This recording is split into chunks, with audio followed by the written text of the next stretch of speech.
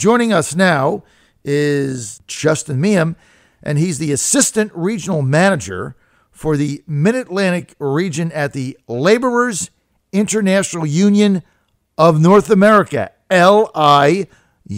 This is the largest labor union in the country with more than 850,000 members, and they're working hand in hand with Dominion on the Atlantic Coast Pipeline. And those of you that know me know I never met a pipeline I didn't love. I love the Atlantic Coast Pipeline. I like pipelines because they bring energy. Energy means jobs. It means construction. It means manufacturing. It means jobs. I love jobs. I love commerce. I love pipelines. And I love roads. Is that sick or what? I love pipelines. And you know what? We could be standing over a pipeline right now. You wouldn't even know it because they bring energy. We got corners of the state need energy. We need pipelines and jobs. That's why I'm in favor of the Mountain Valley Pipeline, the Atlantic Coast Pipeline, this pipeline, the Dakota Pipeline, the Keystone Pipeline, you name it, I'm in favor of it. I love pipelines because they're safer than trucks and trains, right? It's simple math. Plus, they bring jobs and energy. Who could be opposed to these pipelines? And they're safe. Joining us now, though, Justin Meighm. Now, normally, labor unions, they fight different things that some Republicans are for, obviously. But in this particular instance, tell me, why is the biggest union in the country in favor of the Atlantic Coast Pipeline? Well, good morning, John. I think you summed it up best in your segue into our conversations. We're exactly for everything you just said there. We're for commerce, we're for jobs and jobs and jobs, and we're for infrastructure, which our economy needs to be successful, and that's what pipelines do. And getting the natural resources to market in a safe and efficient manner is what we need. And unfortunately, the conversation has been totally hijacked by a small minority that really doesn't want to have a good conversation on how do we lower high carbon emissions and how do we get our economy to more efficient energy renewable sources.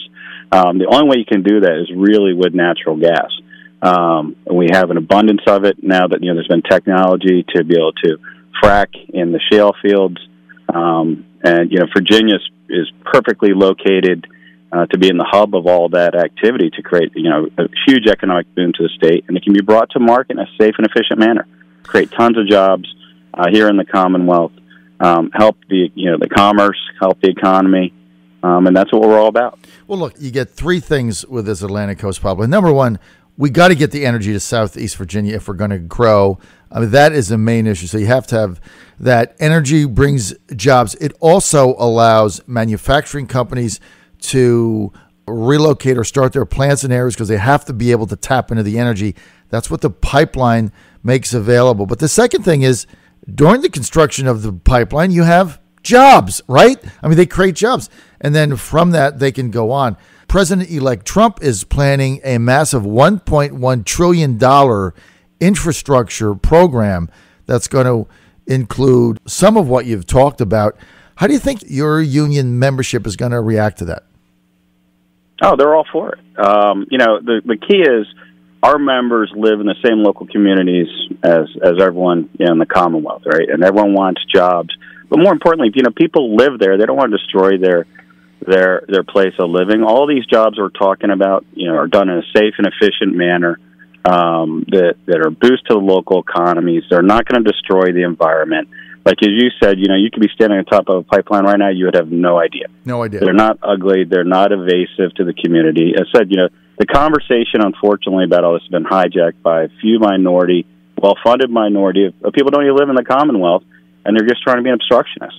They have their own agenda, and they're trying to derail this conversation. But let's be real. There's not enough renewable energy sources to meet the need of the Commonwealth. You just brought up a very important factor, like Southeast Virginia. There's no way you can get there on renewable energy sources alone. You got to have a way to get that and to bridge it. And natural gas is a great source. It's cheap, it's clean, it's efficient, and it can really be a big boom to areas that need energy. And that's what we're all talking about. The economy, if the economy's growing, and everyone wins. And that's what we're looking for: good paying jobs, local jobs, and that's how we're going to, the Commonwealth will grow. Well, that's what you have to do. Now, let's go to Lynchburg, one of my affiliates there. They lost 600 jobs from 12 months ago. The Atlantic Coast Pipeline is going to be just south of that, but that would help the Lynchburg region bring energy there that can be a spur for job growth in the area. Is that right? Correct. Yes. I mean, you're talking about a big swath of area of the Commonwealth that will benefit from this. And, besides the exact pipeline you're talking about, which is going to create tons of jobs, we just finished up, all the stakeholders did a series of local community events to meet local contractors and local community members looking for work. It was great outpouring success from local communities. So many stakeholders, from people looking for jobs, but also small and local businesses that are looking to be a part of this, a part of that. And then you also have the ancillary work that starts spinning off that. You bring the pipeline, then you bring the power behind it. There's going to be long-term jobs that are created here, not just, a 3-year pipeline, 4-year pipeline. You'll have tons of spin-off businesses, manufacturing, where you have a way to tap into energy that's reasonably priced. You're going to have other businesses pop up to that want to be around it. And because of the transfer, especially, everyone's vision, Governor McCall has been great. His vision of infrastructure, the Commonwealth where it's situated, on the East Coast, all the infrastructure and transportation it has. Virginia's, located in a perfect position that if we can bring energy, make it cheaper, bring the natural resources, the Commonwealth can have tons of other manufacturing business and everything else spin off this. Okay, I've only got a couple more minutes. I'm with Justin Meighm. He's the Assistant Regional Manager for the Mid-Atlantic region at the Laborers International Union of North America, the largest labor union in the country, over 850,000 members. We talked about what is stopping these pipelines. Basically, protesters, some of them not even from the area. They're funded by George Soros and others. Look, you can go on Craigslist and actually find ads for these professional protesters at $15 an hour. But the legitimate activists think that if pipelines aren't built, if they can stop the Atlantic Coast Pipeline, stop the Mountain Valley Pipeline, stop the Dakota Pipeline, etc., that somehow oil consumption is going to decrease. Is that crazy or what?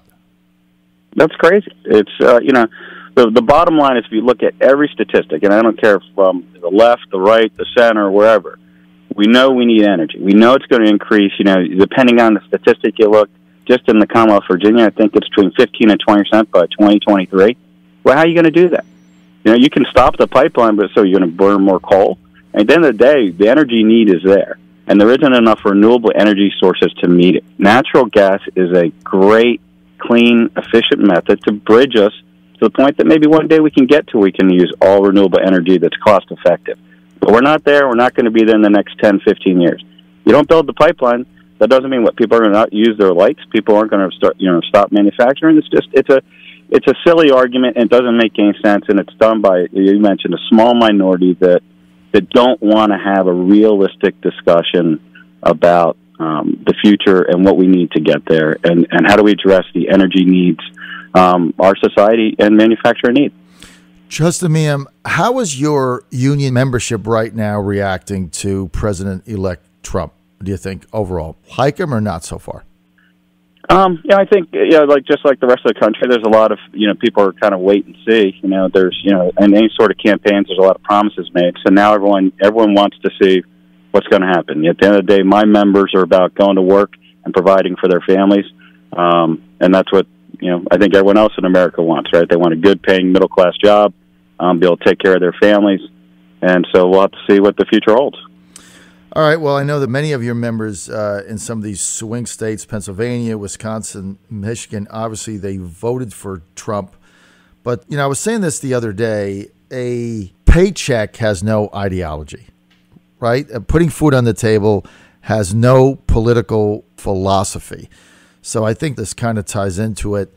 The number of your members that voted for Trump in these swing states, a lot of people trying to figure out what exactly happened. Do you think it was rank and file union members that many times, in many instances in this election, didn't go with their leadership and just decided to go for Trump, or what? What do you think? We still, we're still trying to game plan and take a look at stuff and analyze all the facts. I think as many people are, so I really don't have an answer of who did what and why. I think, as I said, the big thing for our members going forward is jobs and being able to provide for their families. And we'll have to see, what this president can do, what Congress can do, what local governments can do, what the states can do. And that's what we're focused on. We're focused on bringing good middle-class jobs to our members and to all working America. There's a lot of big portion of Americans that aren't going to be surgeons or computer scientists, that they get up every day and they want to be able to provide for their families. They want to have good working opportunities, and that's what we're about. We're about bringing good middle-class jobs to our members and hopefully to all of America. And that's what we focus on. That's what our members focus on, is, like you just said, their paycheck and benefits for their family and providing for their family. And that's what we're focusing on right now. All right. Well, listen, I want to thank you, Justin, for your time with us today, and keep fighting for these pipelines. Get your membership behind it, because we need these jobs and we need this energy to get additional jobs, especially in Southwest, Southeast, and the Central Virginia region. Thanks for being with us, Justin. Thank you very much. All right. I'm going to go to a quick word from our sponsors. I'll be back with a wrap. Keep it right here.